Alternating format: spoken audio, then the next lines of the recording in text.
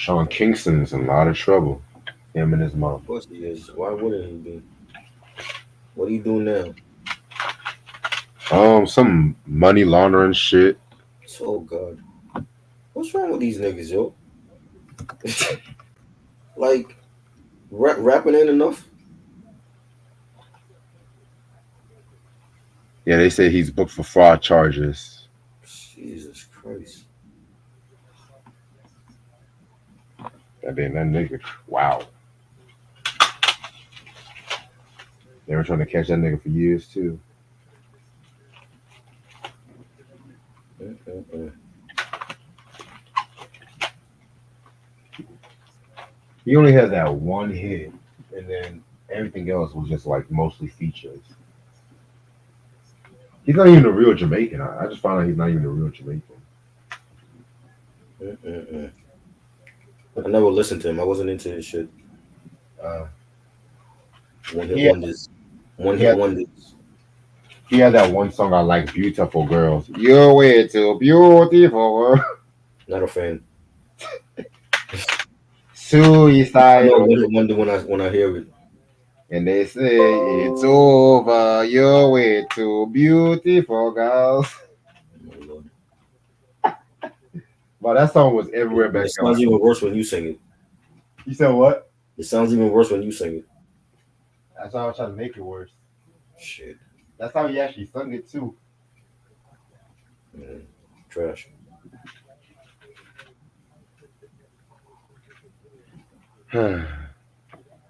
What up, Christian?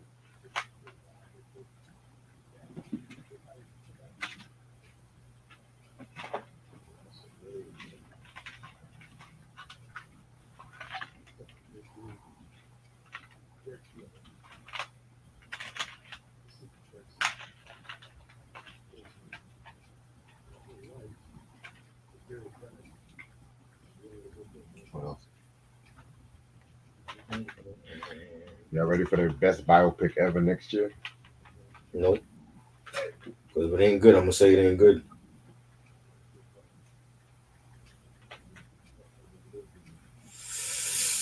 Mm-mm-mm.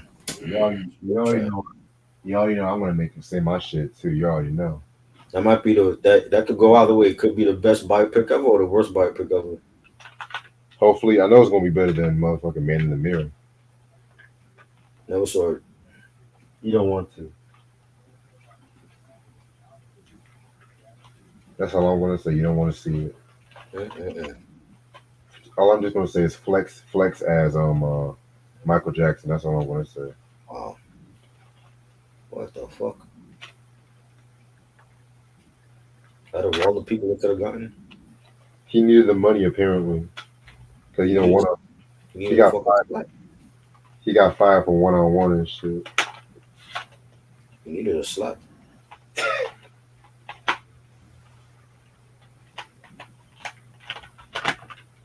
I'm gonna start in about 5 more minutes. What Mm-mm-mm. concert are you going to, Christian? Hopefully, it's not a sexy red concert. God.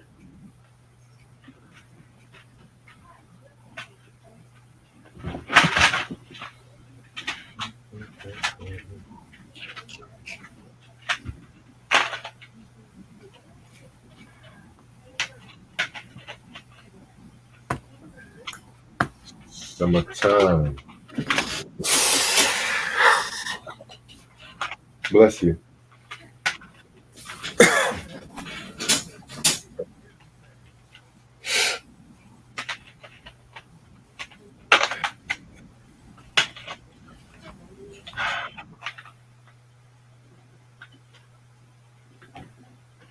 Yeah, I don't know about you. I just can't wait for that power show coming up. Book two. You said Barclays. Hmm. Christian said Janet Jackson. Oh, you say you're gonna go see Janet Jackson at the Barclays. Oh, okay. Yeah, I know that's gonna be a good ass concert, boy. It's gonna be a good ass concert. Yeah, I saw Janet Jackson last year and shit. And happy early birthday.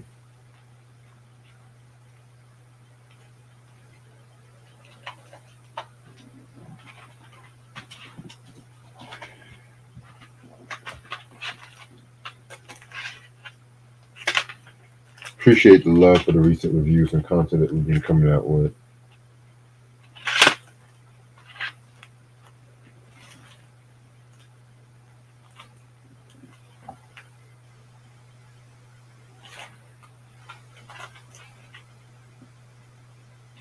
You said that's the sixth concert. Oh wow.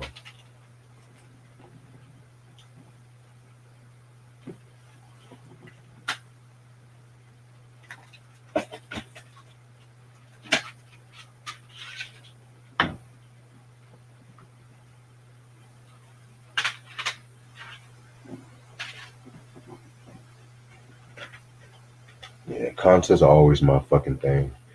Once July hits, that's when I'm gonna start looking out for some concerts. Q said, "How's your day going?" My days actually went pretty good. For a Monday, it was pretty good today, but I'm not even gonna hold you. I'm just ready for Friday to hit. I got a lot of shit to do this weekend.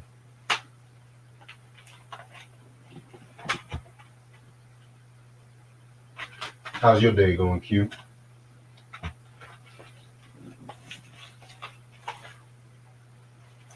So first it was Loud, then it's Wale, Big Daddy King. Hmm. Who did you see at Loud Records concert? Oh, you said you went to the Loud Records 30th anniversary. Oh, okay. You okay? Yep. Allergies. Yep. Yeah. I don't even remember my sixth concert. I got to go back to the '90s, man. Been going to shows for like the last 30 years.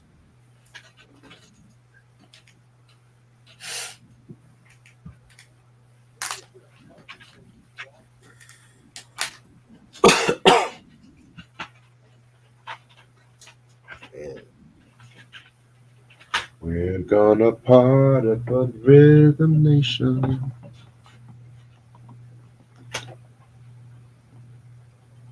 Shout out to Lashia, Think Different TV. Y'all make sure y'all watch her.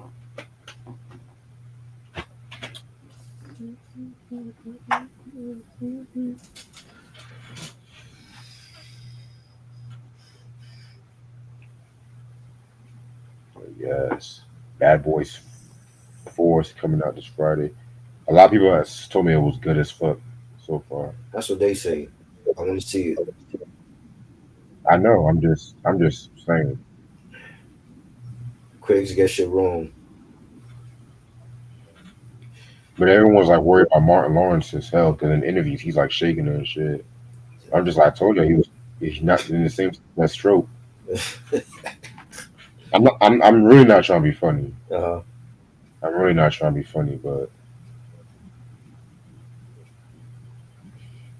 Jesus. and he's supposed to be going on tour. He's coming to North Carolina Yeah, too. he's going to comedy tour. Yeah. Part of me wants to go see him though. I ain't gonna hold you. Mm-hmm.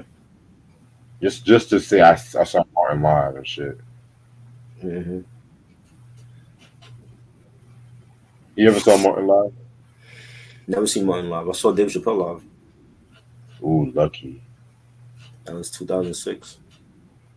Ooh, Right when he quit, gave up the Comedy Central deal.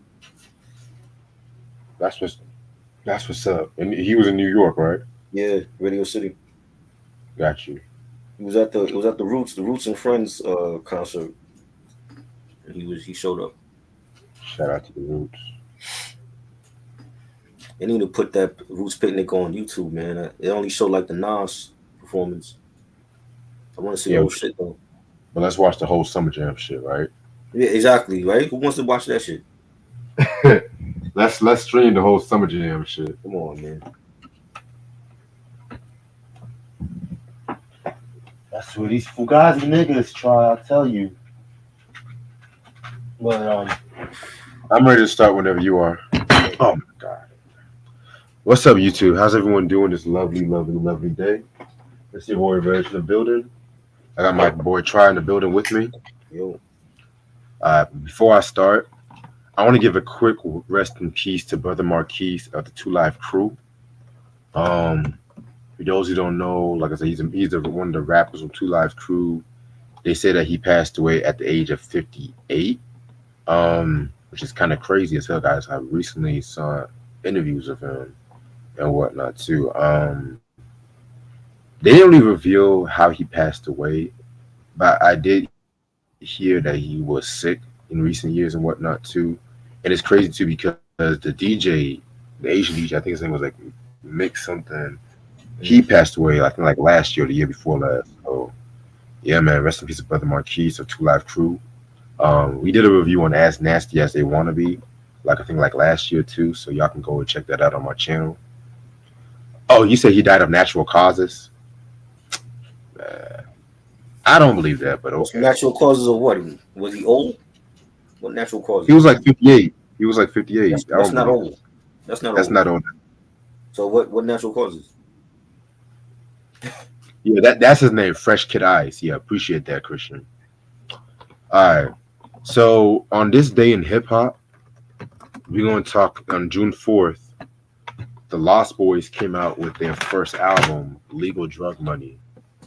You know what I'm saying? This is one of my favorite debuts in hip hop history. Um, I go back and forth which one I like most. This one or Love, Peace, and Happiness, but we're going to talk about this one today. So you guys should know who the Lost Boys are. They were a fucking hip hop group coming straight from Queens. You know what I'm saying? Consist of Mr. Cheeks, Pretty Lou, DJ Spick Nice, and the late great Freaky Ta. You know what I'm saying? They dropped their debut single, "The Lifestyles is Rich and Shameless," which actually got them a deal at Uptown, and they also dropped the single on Renee. That was on the "Don't Be a Menace to South Central" or "Drinking Your Juice in the Hood" soundtrack. Very dope soundtrack, by the way. Oh, You know what I'm saying? Please tell me you don't like that soundtrack. the movie wasn't. Sure, that movie was a classic. I did Chill not out. like that movie. Oh, come on. Give me white chicks over that shit. Oh, now you're bullshit. Yes. Now I'll you're take bullshit. white chicks. I'll take Now scary movie over that. Not okay. I Not that can movie. I can get with Scary Movie to an extent, but The soundtrack was fire. I don't like the movie. White Chicks was one of the worst Wayans brothers movies. Just like Friday. I love the Friday soundtrack. Don't like the movie. Well, I already know you don't like Friday. I already know that. But anyway, but back to this album. You know, this album, when it comes to like this album at that time too, it wasn't like your regular East Coast album. You know what I'm saying? Because it had more of like a party, feel good kind of vibe. Like, yeah, they had some hard tracks too. Don't get me wrong, but they weren't like Mob Deep level. They weren't Capone and Noriega and shit like that too. You know what I'm saying? Like songs like Renee. Oh my fucking god, that's like one of the best storytelling tracks in hip hop history. But there's other singles I like more. My favorite really single from this album is the Jeeps, Lex Coupes, Beamers, and the Benz. Woo! Jeeps. Electrical beam is in the band. Mm! Mm! One of Easy Mobi's best beats. Yes. Lifestyles of the Rich and Shameless. Get Up. The rich and shameless. Nobody talks about Get Up. It's crazy. Right. Get Up. Come on, that is my heat right there. Yeah. Is this the part 1, 2, 3? Music makes me high. Yep. Which you guys should know, the remix had the Dog Pound and Cannabis, which that was actually Cannabis's first appearance on Wax, not 4, 3, 2, 1. Ooh. That was he should have been if he had that production from Legal Money on Yeah, Can I, it would have been a straight up classic. You would have had a classic. Instead, he had Wyclef bitch ass fuck it up. Like I still like Can I Bust, but Haitian booty scratcher. IoT. IoT. You know, I had to throw that in there though, you know. Oh Lord. But yeah, this is a 5 mic classic. You know, because I'm sorry, I have to say that because there's some East Coast heads that be like, well, this wasn't as harder, the infamous. It don't have to fucking be the Right. infamous. It don't have to be Illmatic. Yeah, You know what I'm right. saying? This was just the perfect. Lost Boys was just that feel good cookout kind of music and shit. Like they had, you can't really put them with all these other groups. They had really their own style. Like they weren't an Onyx. They weren't none of them cats. But tell me your thoughts on this album. Love it. Classic album. Shout out to Mr. Cheeks and the Lost Boys. Rest in peace, sweet retired. Nothing but bangers on there. Make music makes me high as my joint. Get on up with the this the was it that the Commodore sample Yes, and lifestyles of the rich and shameless. Lex Coupe. Whole album is classic. I agree. Whole album. That's still their best shit to me. Yeah, man. Like you hip hop heads, man, they need to put some more respect on the Lost Boys. I'm sorry. Yeah. I always felt like they never got their just due like that. You know what I'm saying? And y'all can also check out the unsung episode too, because that introduced me to a lot of shit I never knew about the group either. So, Facts. all right.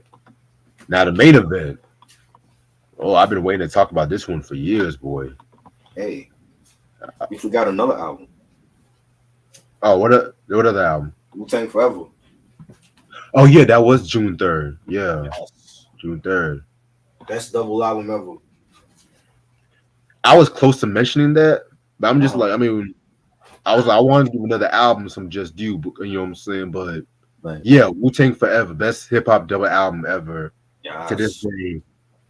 I mean, that is to me, yeah, man, like classic hip hop classic. You know what I'm saying? That was when Wu Tang was at their peak form. At My, the peak. Come on, man. you know what I'm saying? I bumped that just as much as 36 Chambers, like Triumph, It's Yours. You know what I'm saying? The MGMs. I mean, what's that one track? Best double album right here, man. Yes. Yes. I love All Eyes on Me. I love Life After Death. I love Diplomatic Immunity, but give me Wu Tang Forever anytime, Always. any day. Definitely. You know what I'm saying? RZA Hell, did his thing. You God to me was the MVP of that album, yo. He just came really? home from prison. People forget he wasn't even recording with them on 36 Chambers. He was locked up. He came home and just annihilated all those tracks. You know what I'm saying? He had his own solo joint that people can't stand. How y'all don't like Black Shampoo? That shit is fire. I'm not gonna hold you. That grew on me in recent years. I'm not gonna hold you. I love the opening. You know when he's like getting his hair washed by the shorty, Yeah. and then like you hear like the flutes just come in, and I listen to that any day over Sexy Red bitch ass. Right. This whole album is classic, B. Now let me ask you this before we go into this M.O.P.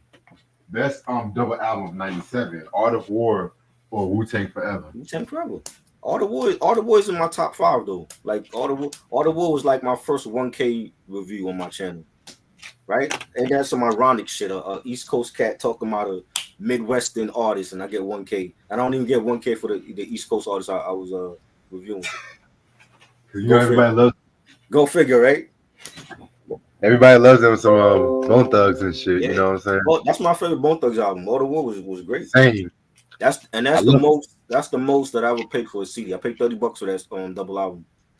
I don't blame you. You know what I'm saying? It was 27 with Get some Mo. Crazy Bone was the MVP for that album. He killed every track. Busy Bone killed every track. You know what I'm saying? That whole album is phenomenal. I agree. That's in my top 5. But Wu-Tang Forever to me is the best double album ever. I agree. All right. So the two albums we're going to talk about today is M.O.P's Firing Squad, and we're also going to talk about First Family for Life. You know what I'm saying? Firing Squad came out 1996, October 22nd to be exact on Relativity. The singles that it came out with, shit.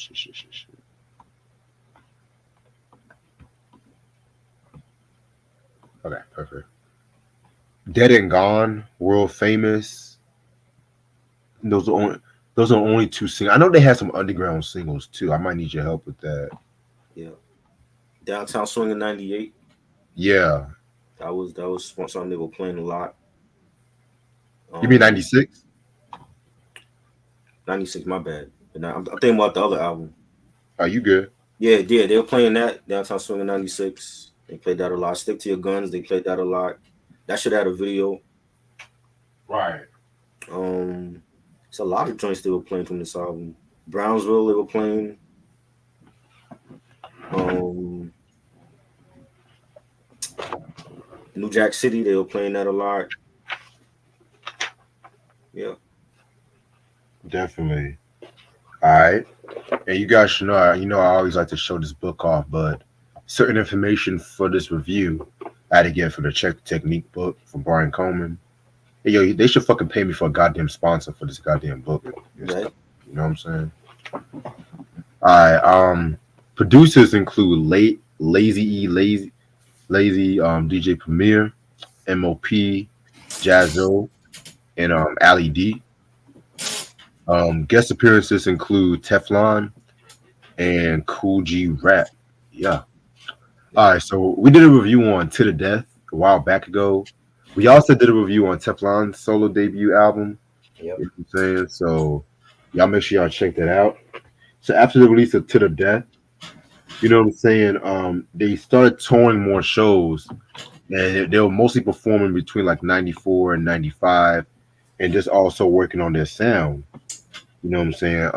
And also too, they were going through some label issues as well too. You know, and because I think when they first dropped the To the Death album, they were signed to Select Street Records.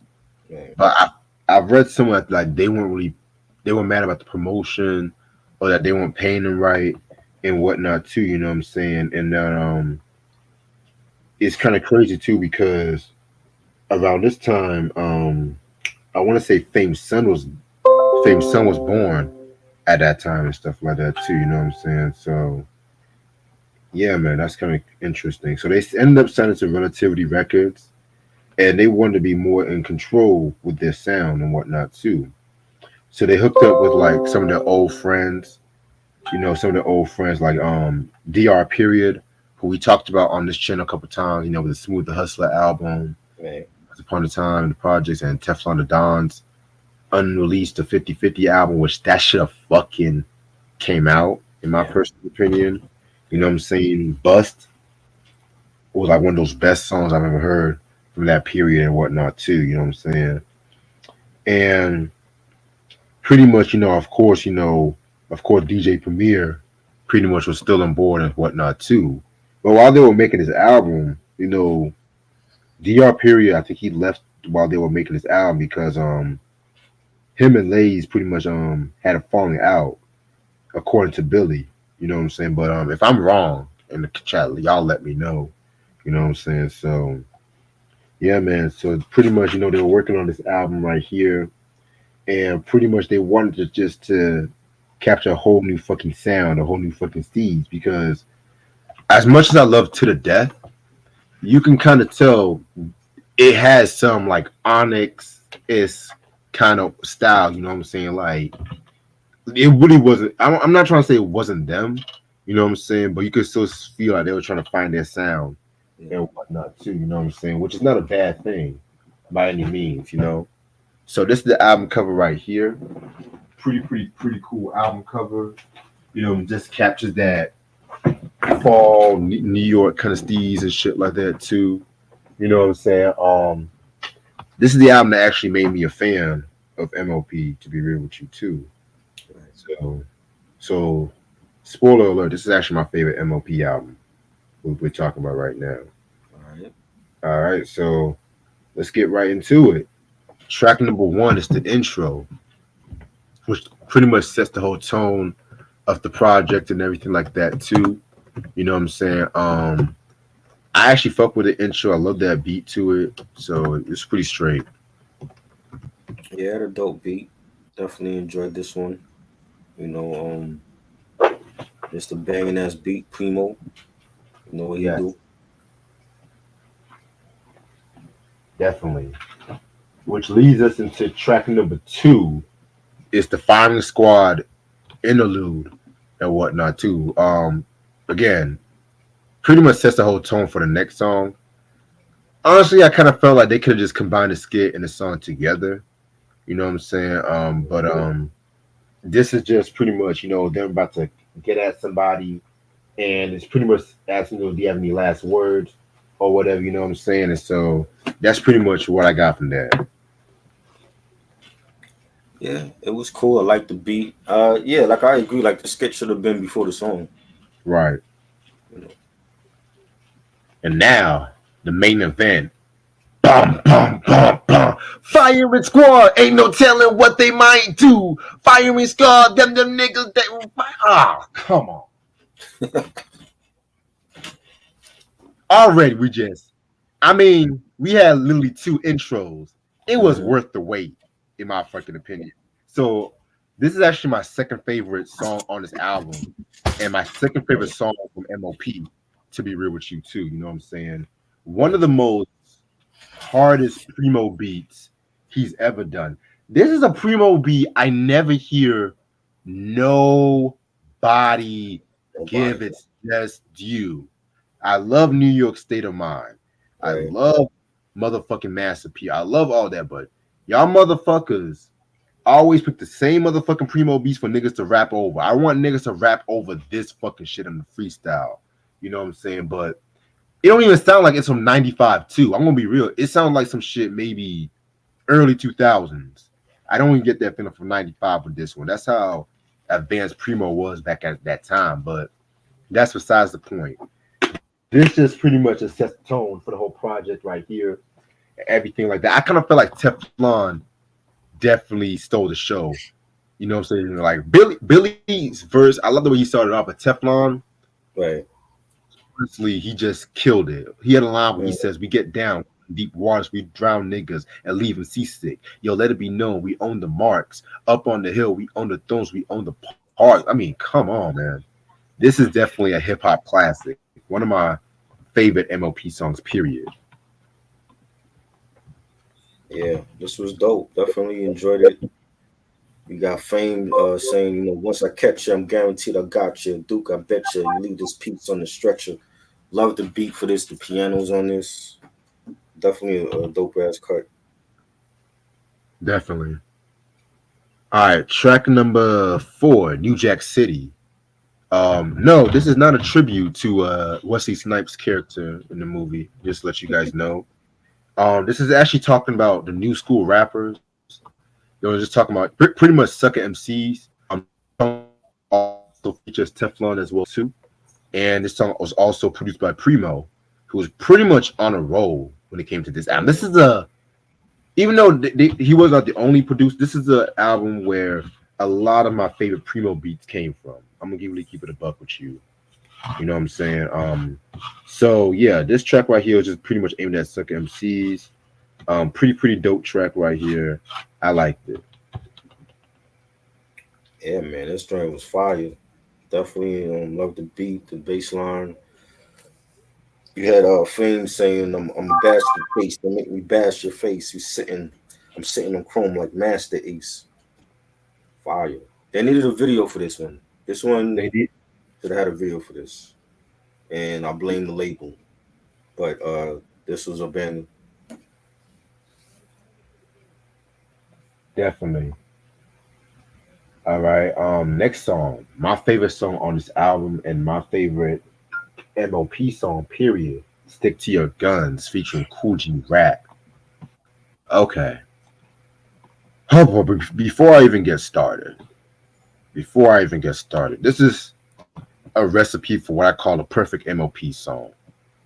Billy and Lady doing their thing, banging ass primo beat, a guest Mhm. appearance for one of the most lyrical MCs of that period.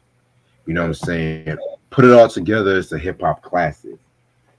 I mean, this track is honestly the best song they've ever done. Period. In my opinion, Facts. you know what I'm saying? The best song. I don't want. I love Anti Up. I love that track, but I'm a little burnt out by Anti Up. There are I'm gonna so keep it many though. There are so many. right. I'm a little burnt out by Antio, which we'll You talk gotta about see that. them live. Like I saw them live. When you see them live, like the same energy they bring on record, it's how they perform on stage. Like they got that same, high energy. And they bring their crew out with them, and they sound Yeah, exactly how they do on record. That's what I I like. believe it. I You believe know what I'm it. saying? There's some artists that when you see them live, they might sound better live than on wax, or they might sound worse live than on wax. But Definitely. M.O.P is one of those groups that when you see them live, they sound exactly like their record. I definitely agree with you. Because there was some performance I saw on YouTube, and I'm just like, yeah, they Mhm. definitely cast it. But Yep. yeah, but back to this song. Um, they all did their thing, but I have to say, Cool G Rap had the best verse.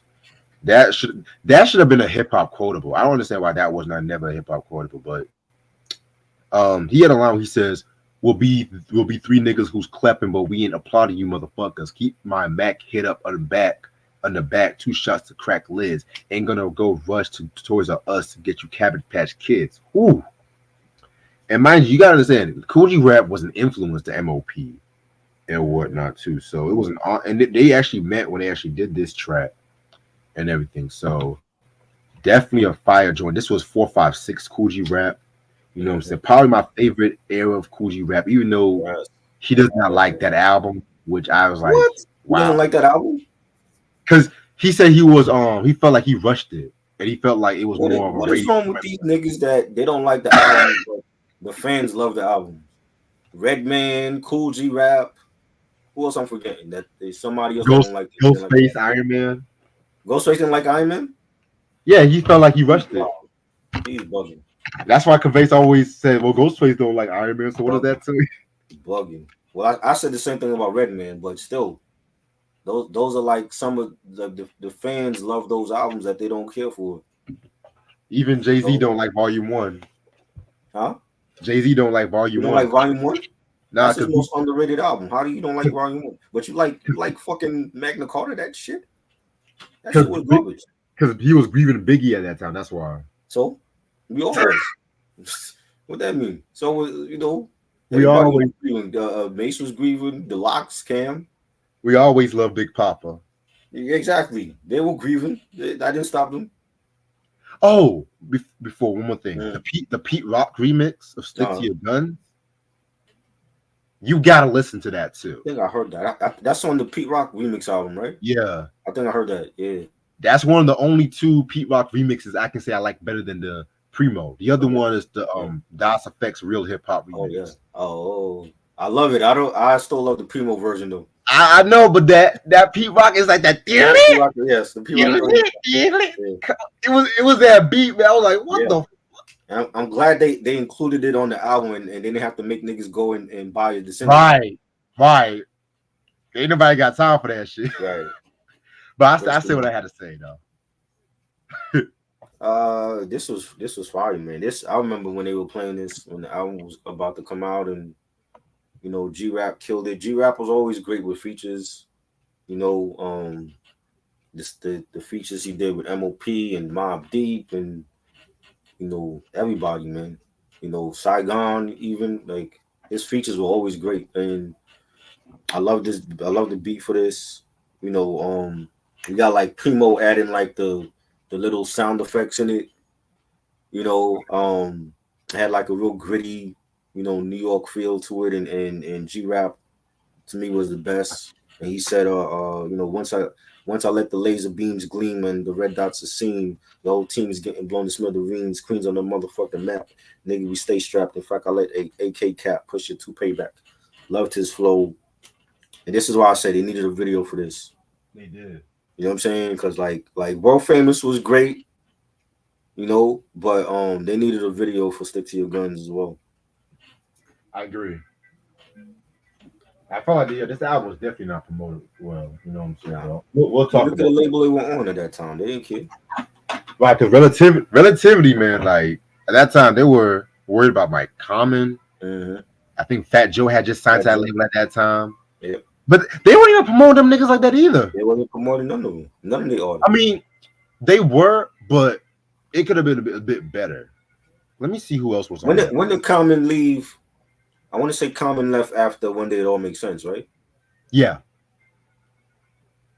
All right, so then that'll be like what after 96, 97. So, but even it was like the underground is how Resurrection and One Day became like cult classics. It wasn't the label. right. You're right Label about wasn't giving them money to do a whole bunch of videos from that album.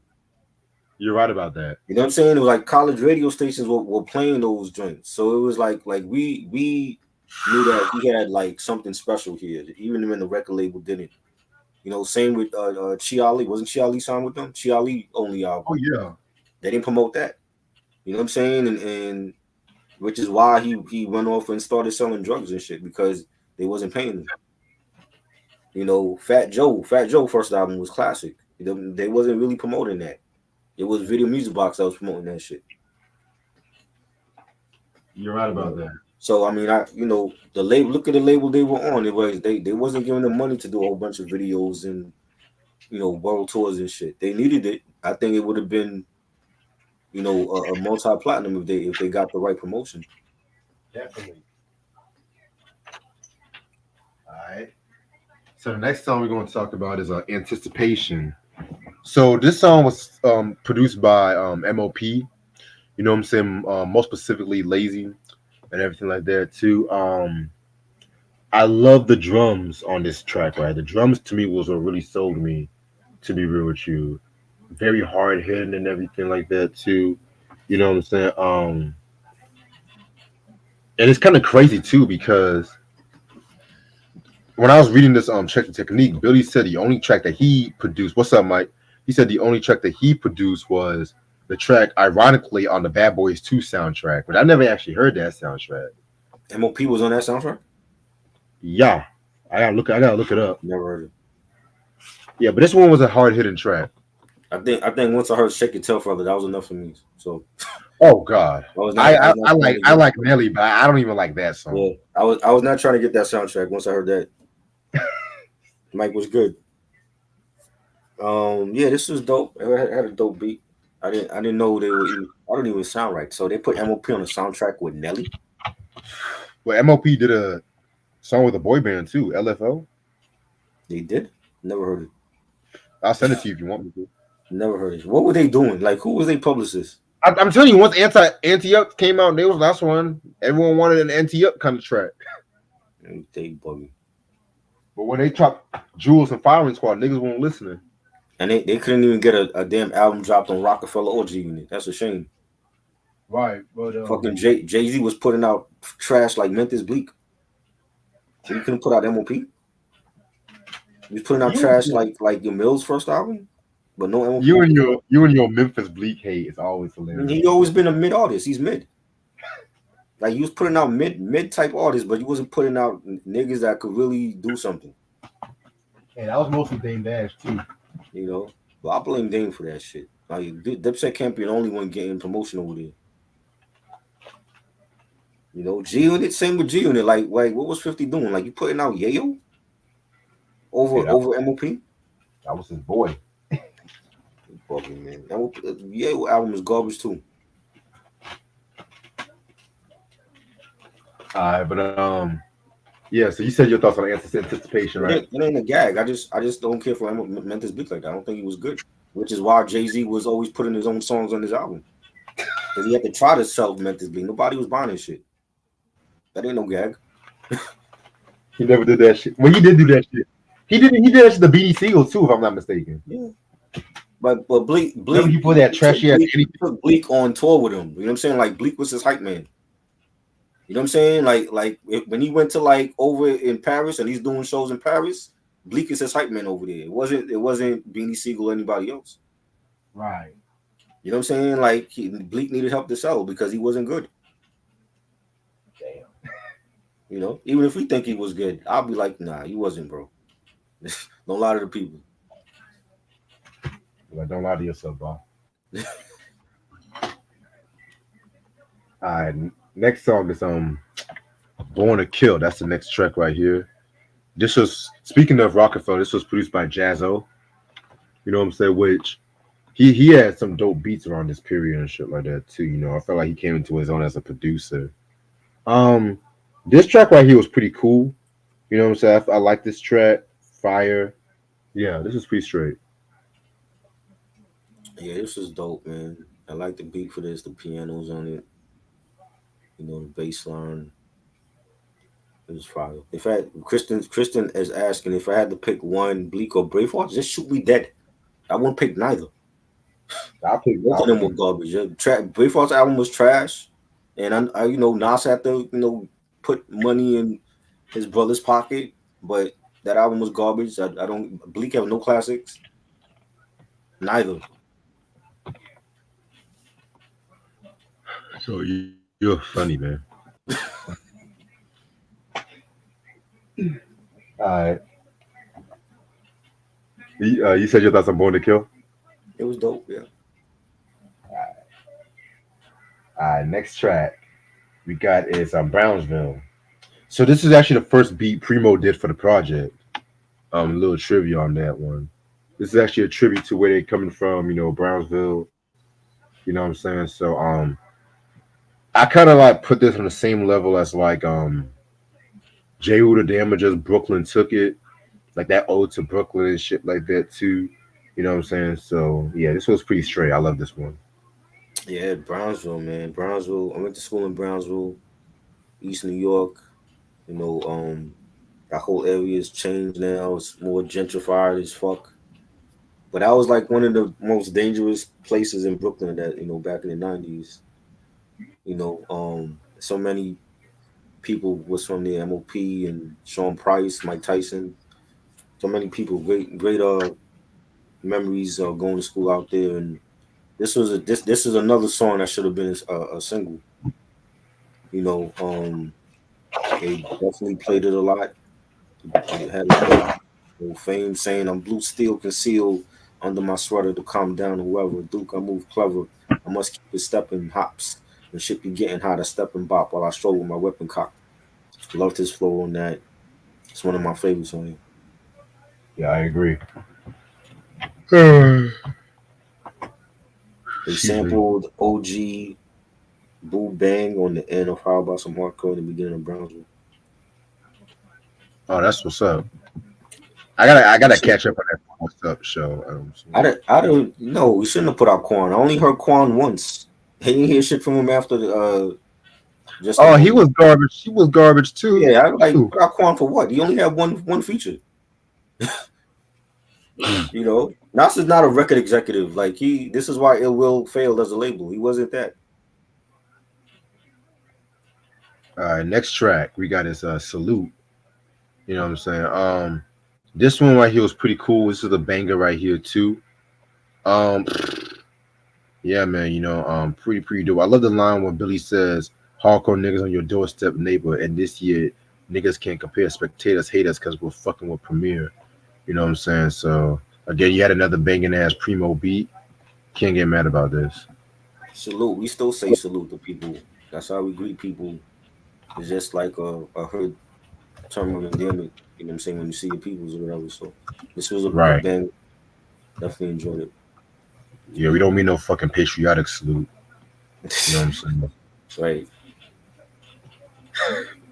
21 You gun know, my, salute. right. Oh my god. Anyway, next track right here is called World Famous. Now, if you guys recognize that sample, all my Scarface fans, y'all should recognize that sample and stuff like that too. You know what I'm saying? But again, this was produced by Jazzo. Um, I can definitely have seen this. Definitely would have some shit Jazzo would have definitely done. I can definitely see like Group Home on this joint too. To be real with you, you know what I'm saying? And it's kind of crazy because they said they actually stole the beat from Jazzo and everything because he was actually going to rap on it himself. To be real with So you, why didn't they so just let him rap on I guess they heard that first album. Let me stop. Let me stop. Let me stop. it? Ah, Nah, Lord. they still had Hawaiian Sophie Oh, man. memories. Wow. See, now if this album came out after Hard Knock Life, they would have Ooh, definitely called him up. Oh, definitely. You know what I'm saying? Like he killed Jigga what? Jigga who? So he, you know what I'm saying? Switch your Yeah, game. I would have kept him on the beat. I didn't know he was gonna rap to it. Oh, definitely. You know, Yeah. 'Cause you know they was trying to phase out jazz and shit about this time and shit. this is a classic right here, yo. Danzini, Billy killed his joint. Never gas to do what I have to do. Splashing you, blasting you, take your stash from you. International bell ringer, ruckus bringer, downtown swinger, exercising my index finger. Down Billy Danzini killed his joint. Fame killed his joint. Like this was a classic. I always loved this beat, and I love the beat when I love it when Scarface used the beat too. He Yeah. killed that joint from the fix. Yeah, you're right about that. Give me 1 second. What about Fat Joe? Fat Joe was a bad executive. Busta Rhymes was a bad executive. All them niggas that had their own label. The one executive people don't talk about is Master P. Master P made sure you was coming out. Right. If you was signed Yeah, I to want to No talk. Limit, he made sure you was coming out. He didn't care where you was from. Exactly. Just ask We Snoop could Dogg. we could do a whole list of how many albums Rockefeller was supposed to bring out. It's a long list. All right. Next song we got is Downtown Swingin' 96. Yeah, this is like the second one. The first one they did on the To the Death album. This was pretty dope. It's a favorite of mine and everything like that too. Billy definitely set it off right in my opinion and shit too. You know what I'm saying? He had a line where he says, before the song move on, I'm letting you know I'm still in the Ville and still letting it go. So yo, cruise with your official rap dudes. Got your Genovese saying, who the fuck is that dude? You know what I'm saying? So that's pretty ill. Yes. Fuck. This was another favorite of mine. The beat was fire. Danzini again killed it. My people desire to line the fire. Kid is two options. You either get the fuck up out of Dodge or get to popping. I'm stopping. Herb some rocking. Fake hip hop and gangster boy bopping is fucking up the game. Loved his verse. This Primo could do no wrong at this point. Like he was just dropping heat. Mm. Yeah, excuse me, definitely. All right. Next song we got is Lifestyles of a Ghetto Child. This is another one produced by Jazzo. This was pretty cool. Not really one of my favorites on this album, but it was pretty straight. This was dope, man. I liked it. I like the beat. I feel like, but they're not rapping on it though. You know what I'm saying? You just Right. got like a dude on there, saying the revolution is here, brother. Are you ready? I feel like Oh no, no, no, for that long of the track, if the track is that long, if that no, track is that no, long, you skipped the track. You my skipped the bad. track. Last Lifestyles of yeah, that was dope. I didn't write nothing for it though. It was just okay. right. All right. Next track we got is a Revolution. This is like the most gangstar beat on this album. This is a beat I could have seen Group Home, even Guru on. And yeah, I have to agree with you on that. It's like the longest track on this album. And they're just saying revolution, revolution. I'm just like, okay, well, are y'all gonna rap about some revolution shit? You know what I'm saying? But yeah, man. I respect what they were trying to do, but it was like a bit too long for me. The track was too long. Like I was either gonna rap on it or it should have been an interlude. Not like 4 minutes of a guy just talking. Right. I feel like they wasted that beat.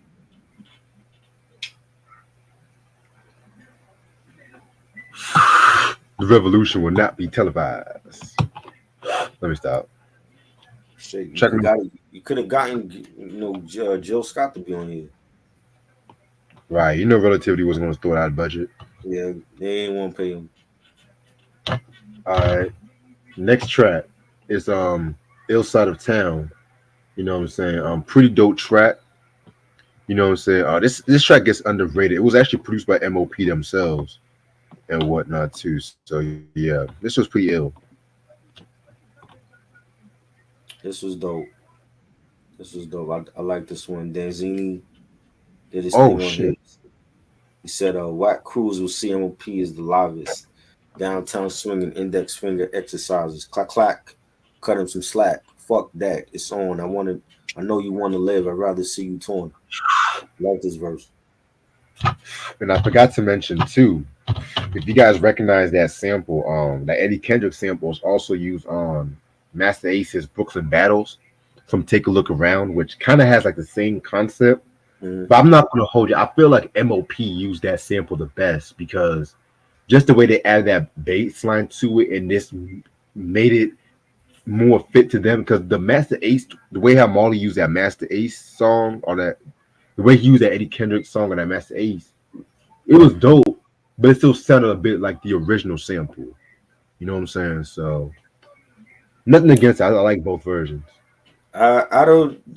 I'm gonna tell you this though. As much as I can't stand the diddler, he made sure you came out and he promoted your shit. Any artist, whether it was Biggie or G Dep, Loon, Total, he promoted their albums. He was always a great promoter. He just didn't pay his artists. But when your album came out and you were signed a Bad Boy, he made sure it was being promoted. That's the one thing I'll give him. A lot of them cat Busta Rhymes wasn't doing that. Fat Joe wasn't doing that. Ice Cube wasn't doing that. Yeah, exactly. I'll agree with you on that. All right. Next song we got is Nothing to Lose.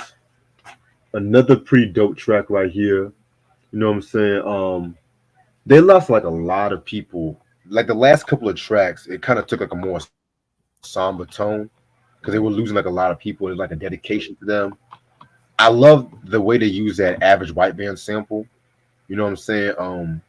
Which that's like a very popular sample and whatnot. I kind of felt like Lil Kim used that the best with the Time to Shine, the video remix, which sucks because that was a remix I kind of wanted. No, wait. That version was actually on this Don't Be a Menace in South Central soundtrack, try streaming movie. But the video remix, it uses the beat to It's a great Love Number film. What you Little. talking about? It's a great film. You just say you didn't like the movie. Menace to Society? No, Don't Be a Menace in South No. Central. Oh, I didn't hear that part. Yeah, man. But this track right here was pretty dope. You know what I'm saying? Like I said, it has a more somber tone, but I respect it with the message in the track. Yeah, it was good. Definitely. Yeah, it was like they ended off the album with like this whole somber, you know, this somber shit. Like, like people's moms are dying and the uncles and shit. I'm like, what is this? How do we go from stick to your guns to nothing to Right? lose? I mean, granted, like no one shouldn't have to like bury their own mama and stuff like that too. But at the same time, it was just like the tone was just like a swift tone and shit, like a swift, like a switch and stuff like that too. You know what I'm Right. saying? But again, this is MOP growing as artists as well too. So I'll always this is the true meaning of evolution. But these Mm. days, niggas throw evolution around when a nigga wants to experiment because of their ego. But we're gonna save that conversation for a different day. But yeah. Um, Next track number 16 is Dedication. Um, this is pretty much Primo giving his shout outs and everything like that too. Paying respect to Lil Fame and Billy's moms.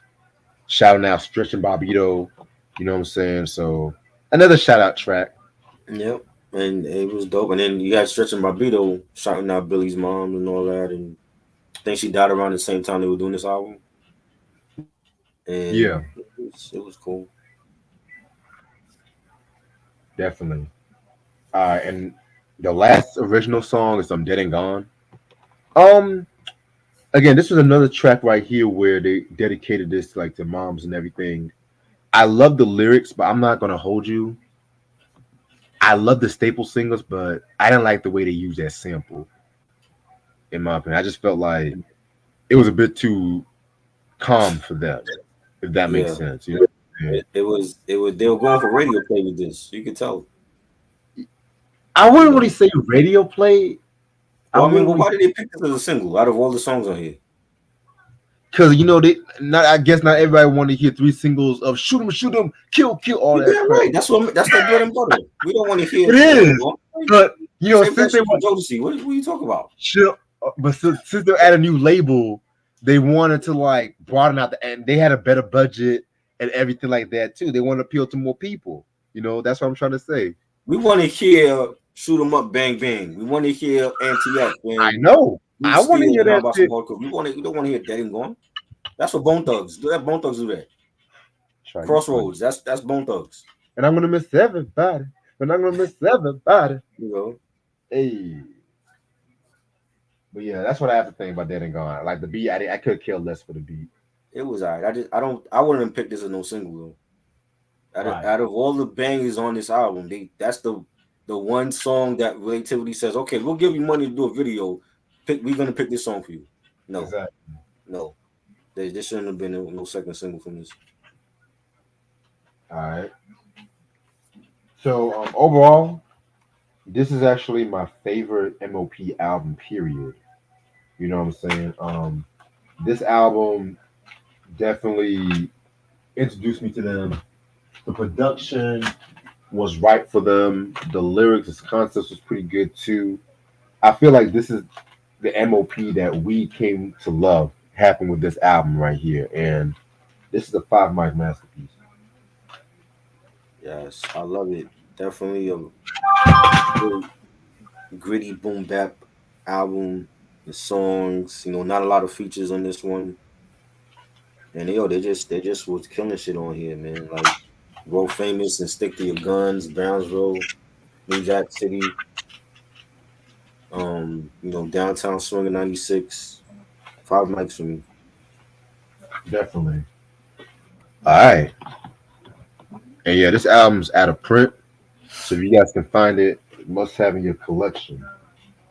Now, 1998, 2 years later, they came out with their third studio album, First Family for Life. This album came out August 11th on 1998, like I just mentioned. I don't know why I'm repeating myself. Um, Singles albums came out with are Four Alarm Blaze. That was a single. Give me 1 second because Wikipedia sucks with some of this shit.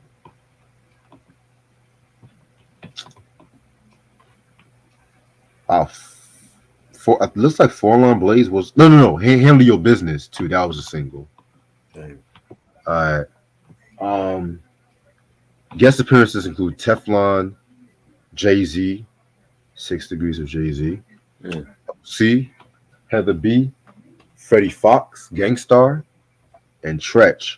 They got a bigger budget this time. I see. Yeah. The production, the production is pretty much the same as Firing Squad. The only addition are the beat miners. You know what I'm saying? So after the release of Firing Squad, again, they were pretty much appearing on people's projects and stuff like that too. Some people returned the favor, as we will see on this album. You know what I'm saying?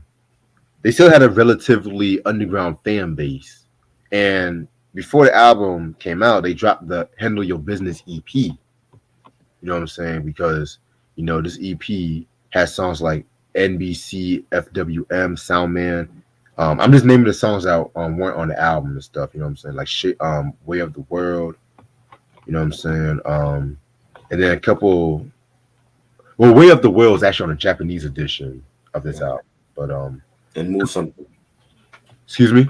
Move Something. That was another bonus. Yep, I forgot to mention that too. And then they pretty much came out with this album right here. I'm not gonna hold you. I feel like it took me a while to really appreciate this album cover, whatnot too. You know what I'm saying? Because like every nigga want to come out with an album cover with like, the Seven. You know that? Remember that movie Seven with Brad Pitt, Freeman? Freeman, yep. Yeah, they want to do the Seven album cover and shit like that too. But I still feel like it's pretty ill, But yeah. This the back. That's what the back looks like. Yeah.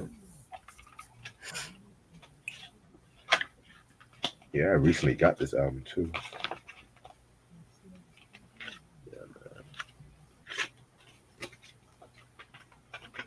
Physical always wins, y'all.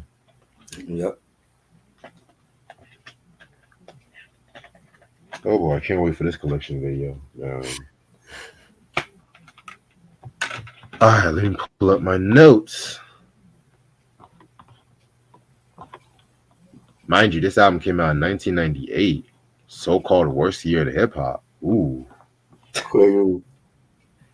Ain't tripping. ooh, niggas were jiggy this year. Shiny suit. Ooh. Oh boy.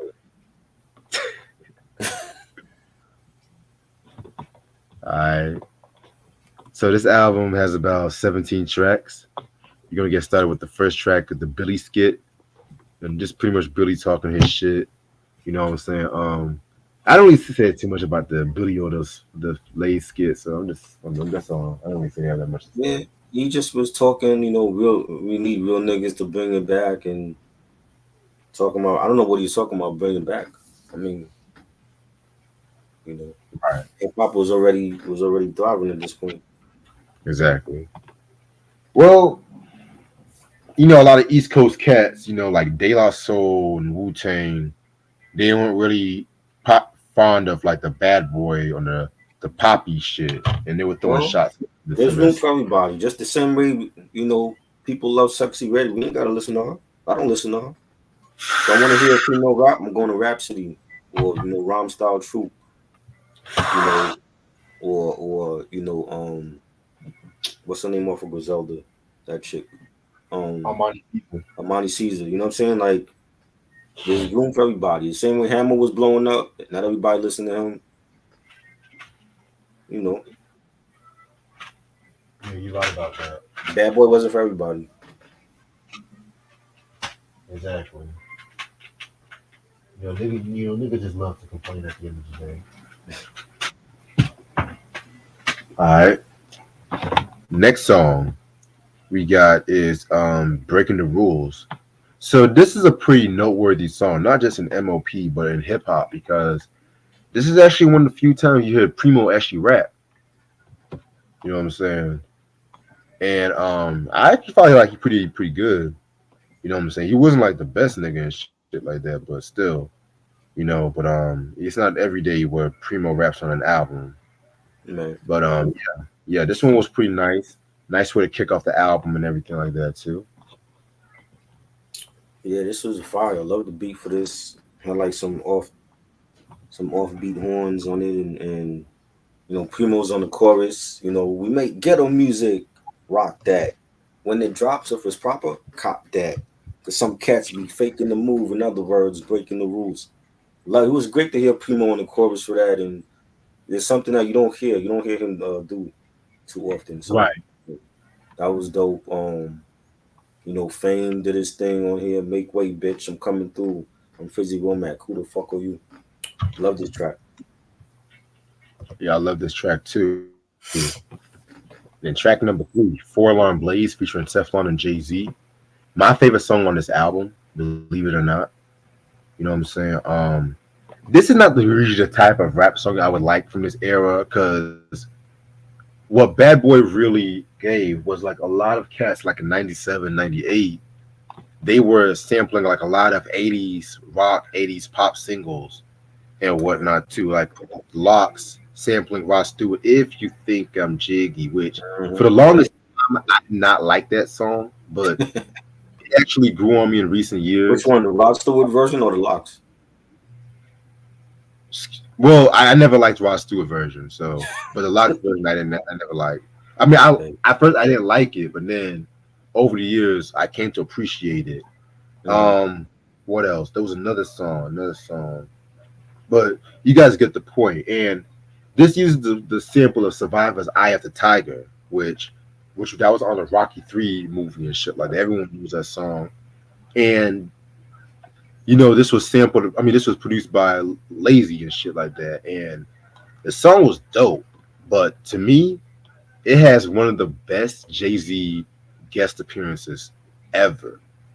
in my opinion. Like I put this up there with DMX's Blackout from the Flesh of My Flesh, Blood of My Blood album.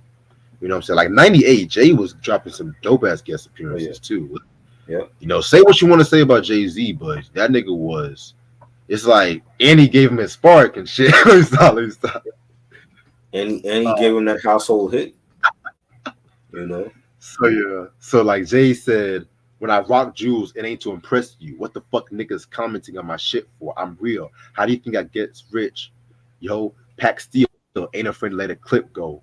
I got enough paper to get low. Come back when shit Yeah. blow over, get the dough over, whip the rover, snatch the gap from the clip holder. Oh my god, Mm. classic shit. You know what I'm saying? That's Um, like everyone else did their thing too. You know what I'm saying? But that verse, Jay just ate.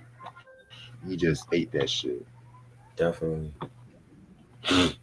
definitely killed it. I'm too right with it, too tight with it. You light with it, but if you feel your nice nigga spit it. Loved his verse, man. Like, and then he's in the video with them as well. You know that video they played like every day when that came out, and I love the I had to talk. I just posted that today. You know what I'm saying? I had gotten like some Rocky stuff in the mail. Shout out to Super Seven for that, and I'm like, let me post up Eye of the Tiger, and it just goes with the movie, and it's a classic song, and they use a sample right for this. They did.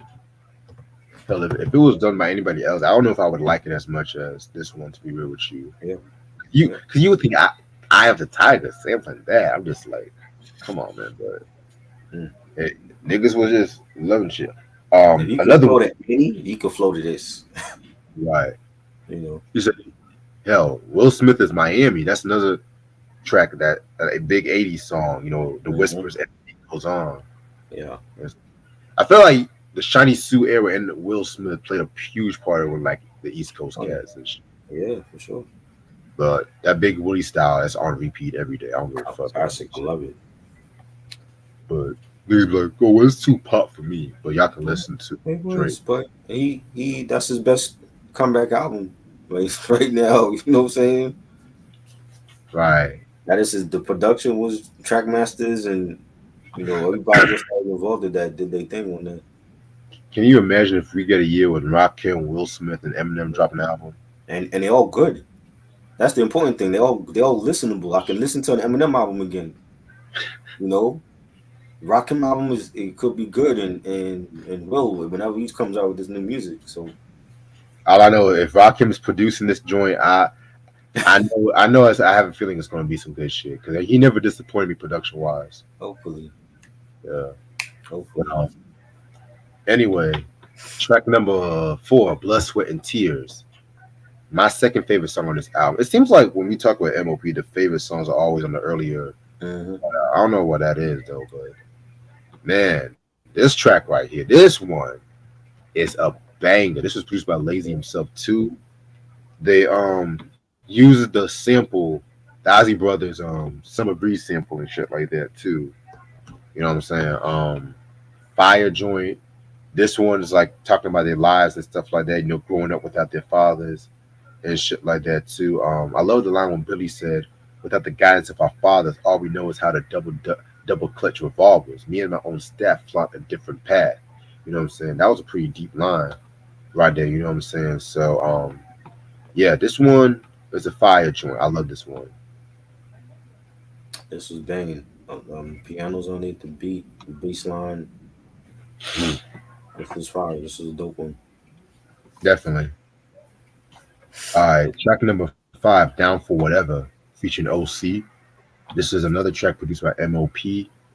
Um, what I got from this track is like an ode to Brooklyn. To be real with you, OC, that's another cat right there that was definitely laying it down around this time period too. You know what I'm saying? We definitely have to do the Boned Up a T album at some point. Yeah, But this track right here was pretty straight. yeah. OC killed it, and the beat was fire, and it was good to see like M.O.P collaborate with different artists on this album. Right, Mainstream or underground, they definitely did their thing. definitely. All right. Next track we got is Facing Off. Um, I like this track, but I'm gonna be real with you. I did not like that beat switch near the end of the track. You didn't like To the be beat real, switch? nah, I like the first beat a little bit better, but that beat switch, I don't know. I just felt like it was a bit too, again, a bit too calm for them, and they were doing some experimental shit with that one. But I mean, lyrically wise, it was still pretty dope. Billy and Lazy doing their thing and shit like that too. So Did we need a beat switch for this though? Like, I don't think it was needed. we didn't need it. We really did it. You know what I'm saying? I feel like the beat was the. I like the second beat more, but I don't feel like we needed a beat switch for this song. Definitely. All right. Next track is My Kind of Nigga Part Two featuring Heather B. So this is a sequel to the first My Kind of Nigga from the Taking Mine album from Heather B, which I have to say is a fucking classic Hmm. front to back. Some of Kenny no, scratch that's Kenny Parker's best work as a producer, in my personal opinion. Because Yeah. yeah, that track was produced by the Beat Miners, that track, but Kenny Parker literally did a whole production, and I feel like he never got his just due for that one. But Right. second part to this one, I don't like it as much as the first part from the Taking Mine joint, but that doesn't mean I dislike it. You know, I feel like they definitely did their thing on this one. Heather B is so fucking underrated, in my opinion. Yeah, this is definitely banging, just like the first one. The beat was fire. The bass line. I feel like Heather B verse. She was trying to sound like DMX when she was You think rhyming. so? Yeah, like towards the end of her verse, like she's like her cadence was like DMX was on. So she was Mm. definitely influenced by X at this time. I gotta re-listen to that. I gotta see what you're talking about. I just feel like she was trying to keep up with them on this track. You know what I'm saying? I mean, but she did that before. She kept up with them before in the past. It's like DMX was like the hottest thing in '98. So I felt like she was paying homage to him by doing that. Maybe so. All right. Next track we got is I Love featuring Freddie Fox. You know what I'm saying? The Gangstar Foundation comes back strong with this track right here too. This one right here was the hardest song for me to get into, to be real with you. Hmm. You know what I'm saying? I got what they were trying to do with this track.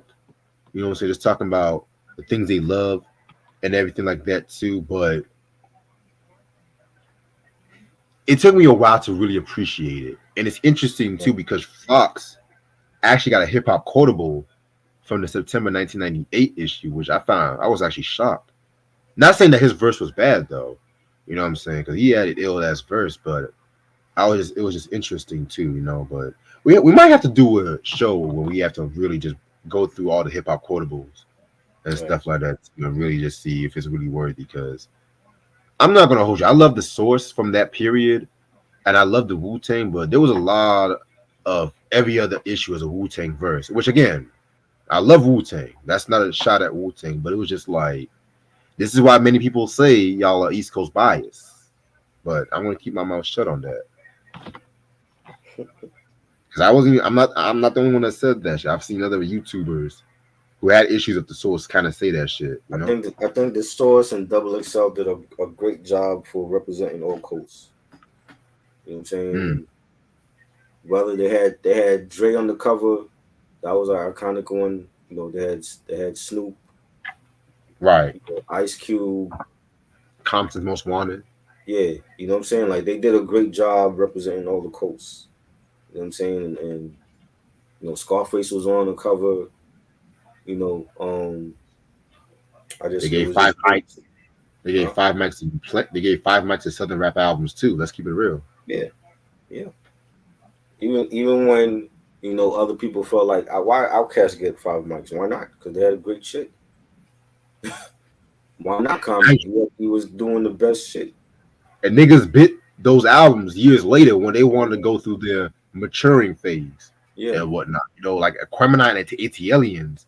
Some Hmm. motherfuckers will try to make fun of those albums, but then years later, you have motherfuckers who want to do a whole album based on their like married life Man. or just about the topical issues of the world. They Uh-huh. take a page from Aquemini's book and everything like that too. It's crazy. Mind you, Raekwon was Yep. on Aquemini. Yep. He Yep. killed that skewered on the Uh, Barbie. Let's talk about that. yep. Slick Rick. All the Come story on. talk. Come on. You know what I'm saying? So we didn't care about no. I didn't care about no East Coast West Coast beef. Like your shit is dope. I'm buying it. That's all that mattered. Mm, facts, man. You know. But yeah, man, what you think about this track? I love dope. This was fire. I love the Bumpy Knuckles killed it. The beat was fire. Lil Frame saying I love trying to reach all parts of the map on a ninja with a big booty bitch on the back. I love cats that rap and still drip checks like your man Little Frame, Billy Denzini, and Triple X. I love this man. This was dope. Definitely. All right. Next track is some Salute Part 2 featuring Guru. Um, man, Gifted Unlimited Rhymes Universal, man. Come on. Yes. Man, I like how with these early albums they kept it Brooklyn. Like all these Hmm. cats from Brooklyn Hmm. show them love. I like that. You know what I'm saying? From Jay to Heather B to wait, I don't think Heather B's from Brooklyn. I don't think so OC. OC, yes. Yep. And now we have one of my favorites cats right here, Guru. Hmm. And so yeah, man, this was a pretty dope. This was like the part two, of course, of the one we just talked about in the last album. You know what I'm saying? I actually like this one a bit more than the original one, to be real with you. Yeah. So I like this one. And the beat was fire. You know, you got like some scratching by Primo, some strings added on there, and Guru. I love Guru's verse. And he's talking about like being harassed by cops, and he Right. said, "While corrupt cops be harassing you and me, pulling me over in front of the crib, in front of my neighbors, asking for favors. Here's a cassette on why you question my behavior, pursuing me, trying to catch me off guard. I struggle scars. You see a lot of hoes at thug bars." Loved his verse, man. He had the best verse to me on this track. Definitely. All right. Next track is Ride With Us. One of my favorite tracks on this album, B. Like this one was produced by Lazy and whatnot too and shit. So very, very dope track. I love the beat to it. You know what I'm saying? Just how many niggas like a ride or die and shit like that, Either down with us or you not. That's pretty much what I got from this track. Right. This was dope. Definitely like the beat for this. It was fire. Definitely. All right. Next track, Handle Your Business, the DJ Premier remix. Um, I'm gonna keep it real with you. I like it, but it's not one of my favorite Primo remixes. Right. Same. It was Like okay. I feel It was alright. yeah, it's just like a typical Primo's Yeah. track. Typical Right. Primo track at the time was still a jewel, if that makes sense. Right. It was cool. It's just not one of my favorite, Primo remixes. Right. All right. Next track, Fly Nigga Hill Figure. So this track was actually on the Streets is Watching soundtrack, which I've did a review on that years ago. That's one of my favorite soundtracks ever. To me, Yeah. that's the original Dynasty album. If you want to keep it real with you, Hmm. especially if you hear that Rockefeller sound, like Hmm. pre Blaze and that pre Kanye West. You know what I'm saying? Which is Right. not again nothing against them niggas though and whatnot too, but still, just if people want to hear that sound, but I still love that song then. I still love this song now. You know what I'm saying? So yeah, Yeah, this was dope, and I definitely remember this on the soundtrack, and this was a dope beat. Had a dope beat to it. definitely. All right. Next track is What the Future Holds. This one right here again was pretty ill and whatnot too. You know what I'm saying? This one was pretty ill track. So yeah, MOP produced this one. Just talking about growing up in Brownsville and just thinking about what the future's gonna hold when they grow up. So I like this one. Why was that nigga on the chorus whispering?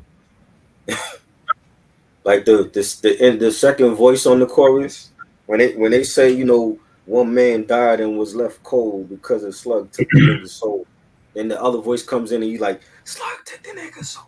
I'm like, why was he whispering on the chorus? I have You no know, idea. I like this track though. The Uh, track was fire. The beat was Definitely. dope. It reminded me of like Scarface. Never Seen a Man Cry. It was like one of Ooh, those. Like they were like talking about like the afterlife and death and shit. You know, I like it though. It was like almost horrorcore. Like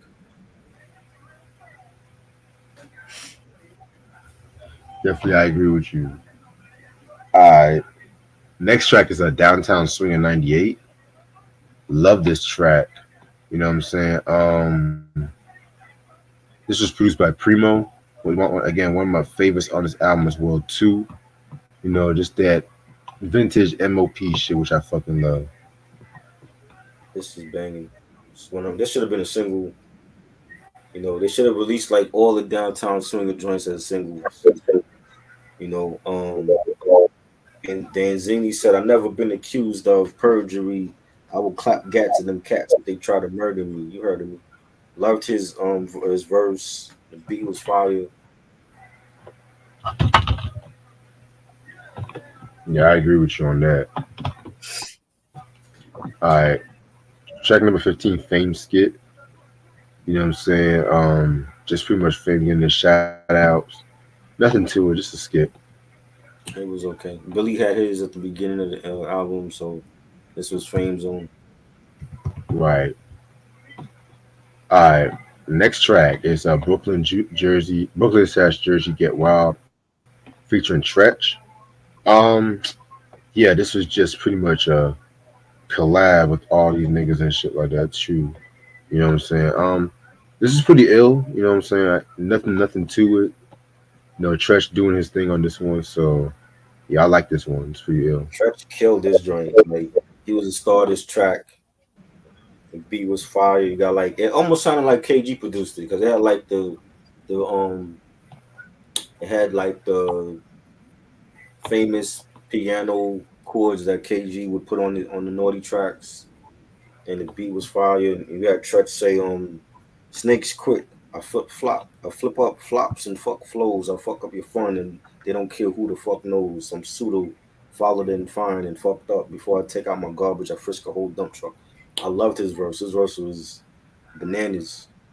This you don't get enough credit when it comes to lyricism. Definitely.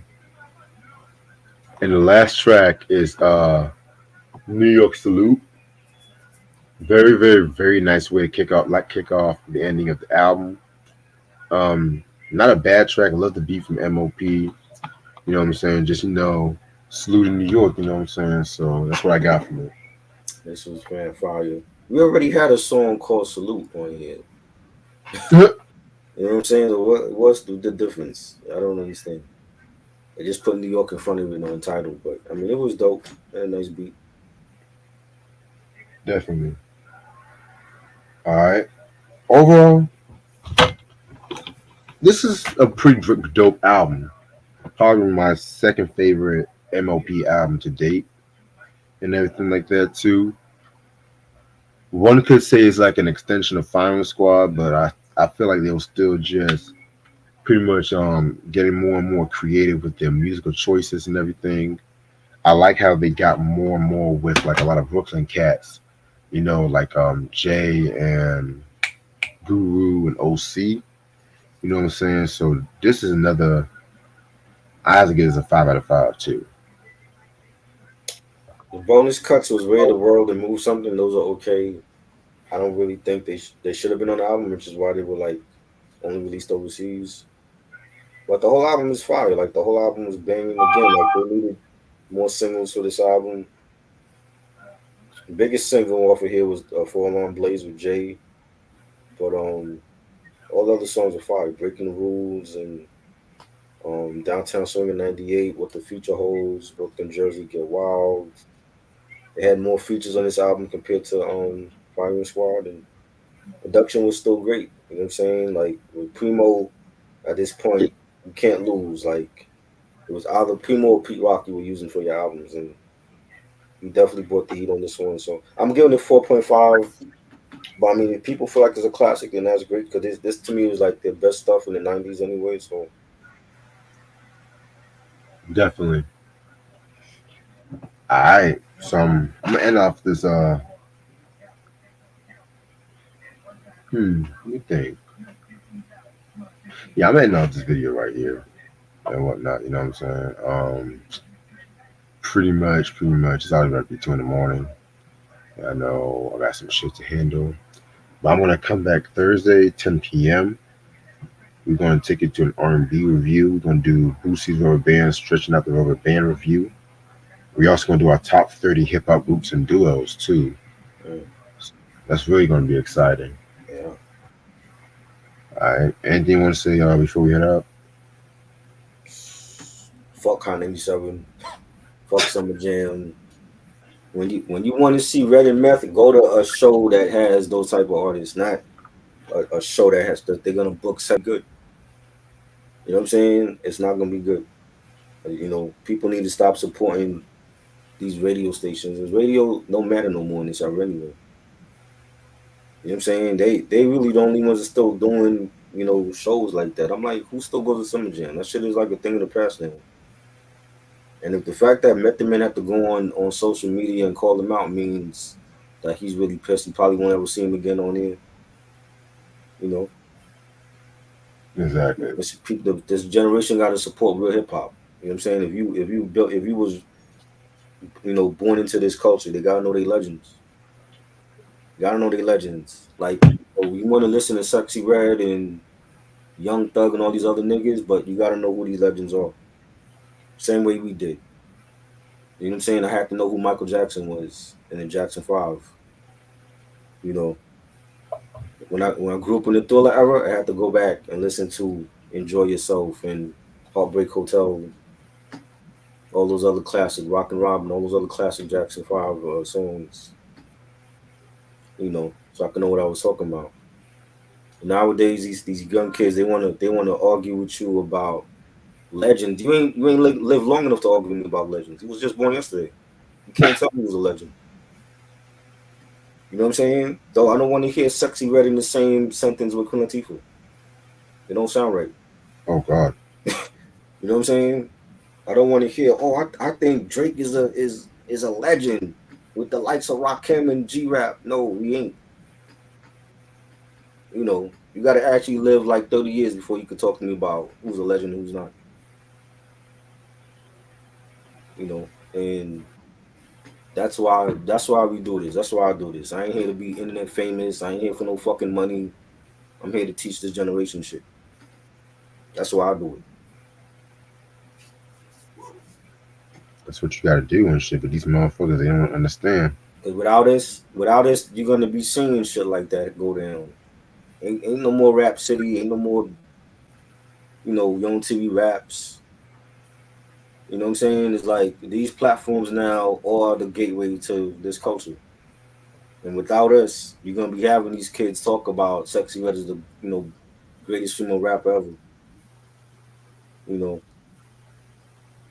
or Migos is the greatest group ever, not knowing who the Force and D's was or Houdini.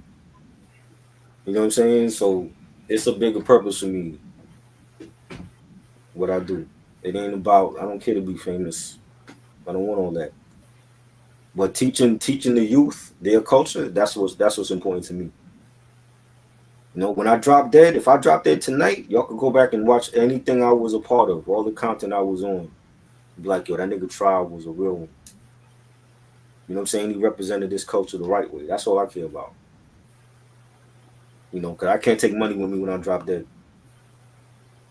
Exactly. Facts. Well said. Well said indeed. All right, y'all. Well, I'm gonna see y'all niggas on Thursday. Hope you guys have a good night, and I'll see y'all niggas. Peace. Peace.